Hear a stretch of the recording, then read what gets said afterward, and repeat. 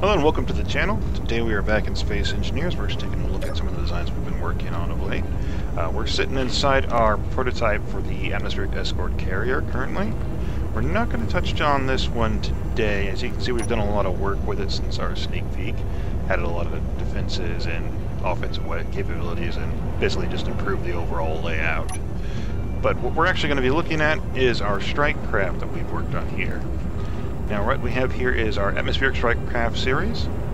The first one here took us about an hour just to work out the concept for it. What it is basically just a very straightforward craft. It's heavily armored with light armor blocks, of course, and it features 3 vertical lift large thrusters and 2 forward acceleration thrusters. 1 small atmospheric thruster for braking power. And of course there's no side thrust to it, so you basically fly this series as if you were flying a VTOL in the real world. Now, it has, as you can see here, there's a total of 6 standard regular use rocket launchers on the wings, which of course you have to manually reload. And that is of course because on the first version we didn't have a way to route them to the conveyor without making it extra large, basically. And then, of course, the dual chain guns there, they are mounted and routed to the conveyor system on the bottom. Let's turn over here. You can see our standard docking one. There is a vent there as well to prevent the need for oxygen tanks. As you can tell, since there is no hydrogen thrusters or ion thrusters of any kind, it is solely meant for atmospheric flight. Now, next, came back the next day and worked on another variant of it. This is the Mark IIA variant here, and basically we went ahead and replaced the wing mount. We did a total of 4 reloadable rocket launchers, which are connected to a conveyor system. Now, this particular design does not have room for the medium cargo container, let alone a large cargo container, without, of course, expanding it further. So, in this regard, you have enough to load, or basically you would dock, you would load your missile launchers with their 4 rounds each, and then you'd store any extra missiles that you have, which you can store a total of about 12, 15 of them in the conveyor itself, the connector itself rather, and you would use that basically to resupply. Now, again, the premise of those is to, work as a strike craft. You hit and run with the missiles, and of course the chain guns are supplied as regularly. And this one has 3 of them total. Now, we did move the thrusters so that the vertical thrusters are not low to the ground. They won't damage your plating. They have plenty of clearance now. And of course, we moved and added an additional reverse thruster into the wing, and of course, some slightly repositioning of the spotlight as well. Now, the other 3 variants were all built together, basically just slight variants on that design there. And this one here, the Mark IIB, actually has a medium cargo container, so it's kind of a sustained combat option. And of course, the missile launchers are inverted. They're basically flipped on their side there, so that we can have continuous fire without taking up too much extra room, because of course the conveyor system just takes up way too much space on small strike craft like this. Beyond that, it pretty much stays the same. It's a little bit heavier armored on the wings, and of course the top is missing our little doodad here, a little ramp. Pretty much didn't see a need to put that on there. We were going to put a turret mounted up there, but it didn't quite fit in, so we went ahead and scrapped that. Now, of course, on to the next one here. You'll see it's very much the same as the Mark IIA, with the exception of on the back we have a single passenger seat instead of just a lot of armor. It actually ends up coming out to about the same weight because there's also more batteries added in here. The Mark I only had 1 battery, the Mark II has 2, and I believe this one has about 3 batteries in here. Actually, I think it's 4 now that I'm thinking about it. And of course, double the chain gun ammo storage capacity.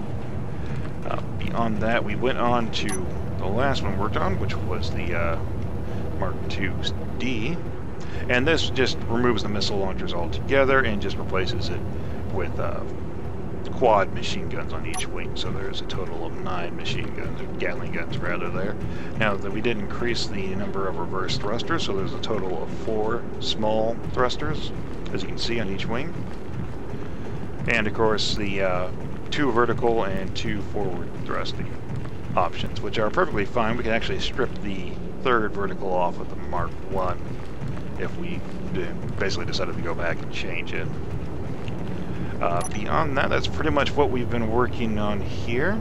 And of course, modifying the carrier, I'll give you a quick little run through of the whole section. The interior is probably what we're working on the most. Several iterations of it didn't quite fit right.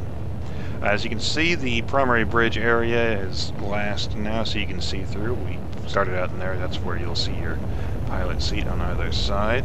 It's got a bombardment purpose missile launcher on the nose here, underslung. And of course, along the sides, it should have a total of 5 Gatling guns on this variant of it. We've mixed thrusters to be a combination of atmospheric and hydrogen. Now this has a very low hydrogen use, as there's only a total of, well, 4 hydrogen thrusters used to keep it in elevation. And that's not even necessary. Actually, I've tested it with those hydrogen thrusters off. It just gives you a lot faster lift. And of course, the side hydrogen thrusters are to do that sharp course correction, which you don't get from the atmospheric thrusters. You can see we've added a good deal of thrusters on here to keep it elevated. And it's got 2 underslung chain guns for defense of those thrusters. And of course, our total of 4 Gatling guns on the side gives you pretty much good coverage for 2 guns on any direction, from the sides or the top or bottom. You'll always have cover. The only real weak point for it is directly on the rear, which again, you have good coverage from at least 2, if not 4 of those guns on the rear, but you have to get right up close to it. We definitely increased the hydrogen storage in it. You can see we changed the forward thrusters to be 2 hydrogen, 1 atmospheric, and of course there's a number of small atmospherics as well. And up top, you will notice we put our token descending thrusters just to give you a better chance of control. And of course this housing here, which actually houses the ramps that will go inside, which we'll not touch on the inside yet because this one is still very much a work in progress. But also it has these welder arrays.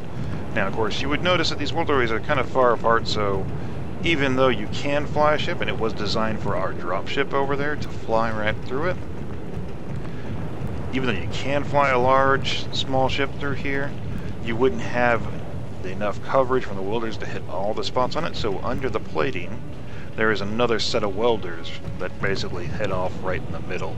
So anything parked dead center here will get accessed by all the welder arrays once they're activated. Of course, there's hazards with that, obviously. You can end up frying your crew. So you definitely want to make sure anybody who's piloting whatever's parking there for repairs is going to stay in it while it gets repaired, or either park it and then get out of the way. Make sure it doesn't get fried. But that pretty much takes care of any minor repairs that you need. Of course, it is all connected to the same conveyor system. And of course, we have our connectors, which we're going to end up spacing these out a bit more. This is the reason we started working on the strike craft, because we needed a good basis for what kind of spacing we needed. And these ones are just not quite spaced out enough. So we're going to space those a little bit more and set it up. Ideally, we want to get at least 10, if not, hopefully 16 different craft of all sizes. Everything from the strike craft to a couple of drop ships to, you know, some of our scout craft here.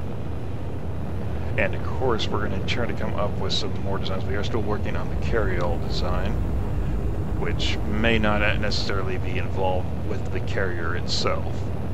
But yeah, that pretty much catches you guys up on what we've got here.